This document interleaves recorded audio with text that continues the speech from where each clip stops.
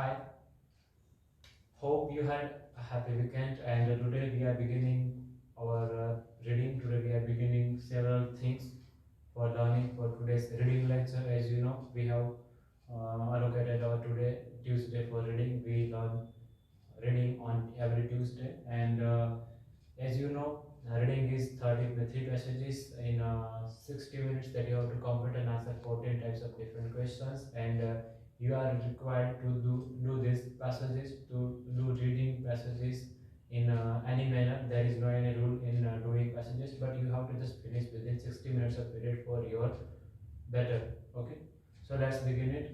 सबसे पहले दो सवाल है। जब भी आप टेस्ट करते हैं तो आपको दो क्वेश्चन जो यूजुअली होता है कि सर फोकस आंसर पे करना चाहिए कि टाइम पे करना चाहिए। जब आप प्रैक्टिस कर रहे हैं तब आपको फोकस पहले आंसर पे करना है। You just have to try finishing all questions that you get all questions correct as much as you can, and after doing this, when you are going to take date book your IELTS date, then you should focus on time efficiency, as time is very important and exam is all about doing things, doing tasks in within a specific period of time. So it is all about time accuracy. Exam is about timing, not about answering many questions, as many questions you can.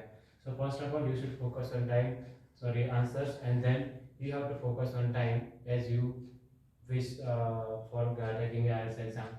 So answer accuracy क्या है? मान लीजिए आप practice कर रहे हैं and you get 30 plus correct answer with in a period of for more than 1 hour of time. आप time जो लेते हैं वो 1 कलाक से ज़्यादा है, तो आपको 1 घंटे से ज़्यादा है, तो 30 प्लस आपके आंसर करेक्ट आते हैं, ऐसा मानते हैं। तो टेस्ट में क्या होगा कि 26 ही आएंगे। तो ये जो आपने फोकस किया वो आंसर पे किया। You wanted to just answer as many as you can, not on time. If you had focused on time, you would use only 1 hour. Okay, as test में आपको एक ही घंटे में पूरा करना है, तो आपको करेक्ट आंसर डिक्रीज हो जाएंगे, क्योंकि आपने फोकस जो किया था वो आंसर पे था, नहीं थी टाइम पे। टाइम एक्यूरेसी क्या है, टाइम एफिशिएंसी क्या है? You have to consider time while doing practice. You just don't focus much on answering many questions. You focus on doing all questions, doing all your tasks in 1 hour. तो आपको ये समझना है कि time time efficiency क्या है and answer accuracy क्या है। इस दोनों चीज़ें में आपको समझना है कि कैसे आप उसको इम्प्रूव कर सकते हैं as you begin your practice, and you come to the point, come to the time when it is time for you to take IELTS exam. Okay, अब टाइम एफिशिएंट कैसे बनना है, आप टाइम एफिशिएंसी कैसे improve कर सकते हैं? General English reading is very important. जैसा कि आप जानते हैं, हम कोई चीज़ें इंग्लिश में पढ़ते ही नहीं है, कभी हमें चांस ही नहीं मिलता है। तो आपको जनरल इंग्लिश रीडिंग इंप्रूव करना है। और प्रैक्टिस कैसे करना है कि जब भी आप रीडिंग करते हैं समझ में नहीं आता तो repeat reading. You should always repeat reading, you should always things repeat when you get a chance. और आपको प्रैक्टिस में तो चांस ही चांस मिलेंगे। You should repeat reading whenever you are stuck at some point, और when you are stuck at something that you don't get, ask yourself why you got a wrong answer. जब भी आपको लगे कि आपने जो answer किया है वो क्यों रॉन्ग किया, वो आपको अपने आप से पूछना है कौन सी चीज़ें ऐसी थी जो आपने कंसिडर करके आंसर आपने रॉन्ग कर दिया, फिर वो ऑप्शन अपना चूज कर लिया और वो इनकरेक्ट है। क्यों इनकरेक्ट है ये समझना है।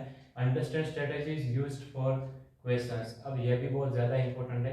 आपको मालूम होना चाहिए किस तरह के क्वेश्चंस आ सकते हैं when you are doing your reading और when you are doing reading as practice. जब आप प्रैक्टिस करें तो आपको ये भी समझना है कि कौन सी चीज़ों में से क्वेश्चन पूछे जा सकते हैं इन IELTS एक्चुअल एग्जाम। ये सारी 3 चीज़ें आप ध्यान में रखेंगे तो इम्प्रूव कर पाएंगे स्कोर, और टाइम एफिशिएंसी भी आप समझ पाएंगे। अब टाइम टेस्ट क्या है? मान लीजिए फर्स्ट पैसेज जो आप कर रहे हैं उसमें आप कम से कम समय करके उसको 15 मिनट कर रहे हैं। बाद में सेकंड पैसेज है, उसके लिए सेकंड एंड थर्ड पैसेज के लिए you have 45 minutes, and you use 20 minutes और 45 minutes for second passage, and left 20 minutes you use for passage 3 which is the most difficult passage in reading test. तो आपको इस तरह से manage करना है, ये भी टाइम एफिशिएंसी है, ये सारी चीज़ें। ओके, रिवीजन कर लेते हैं। सबसे पहली चीज़ कौन सी है? रीडिंग में जैसे कि आप जानते हैं 3 passages are there in reading test, and you will have 60 minutes to complete, and there are several different 14 types of questions that are asked in reading. Time efficiency and answer accuracy. Time efficiency क्या है कि आप time आप consider करते हो, time के मुताबिक ही आप अपना टेस्ट करते हैं। आंसर एक्यूरेसी ये है कि आप मैक्सिमम आंसर देने की कोशिश करते हैं, वेदर दे आर करेक्ट और incorrect depends on you.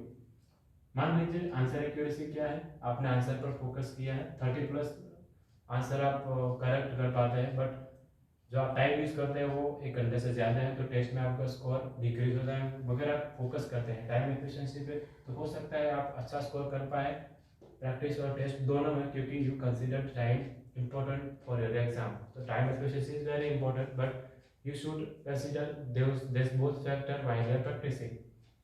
How to be time efficient? अब टाइम एफिशिएंसी कैसे इंप्रूव करना है? सबसे पहली आदत ये डालनी है आपको कि इंग्लिश रीडिंग का एक सेशन शुरू करना चाहिए आपको, जो कि डिफरेंट है from IELTS reading passages. Then practice कैसे करना है? Repeat reading. आपको कुछ भी समझ नहीं आता तो दोबारा रीड कर लीजिए। Ask yourself why you got it wrong. जो भी आपने आंसर सिलेक्ट किया है वो रॉन्ग क्यों किया है? कौन सी चीज़ें आपने उसमें दिमाग में क्या आप सोच रहे थे उस वक्त जब आपने आंसर सिलेक्ट किया, वो भी आपको समझ है। Understand different strategies that are used by IELTS, that are used by paper setter in IELTS to ask questions। वो सारी चीज़ें समझने से आपको पता चलेगा कि किस तरह के आंसर आप किस तरह से दे सकते हैं। टाइम टेस्ट क्या है कि आपको टाइम कंसिडर करना है। पहला जो पैसेज है, in first passage you have to use as less time as you can, and then you can use 20 minutes for second passage, and you should use 25 minutes, which is much more time for passage 3, and you can do it within 25, you have to do it within 25 as to improve your passage 3 reading, as passage 3 is the most difficult, and you will have to invest much time in passage 3। आज के लिए इतना ही। अगला lecture में कुछ नई चीज़ सीखने के लिए मिलेंगे, तब तक के लिए रीडिंग करते रहिए, इम्प्रूव करते रहिए।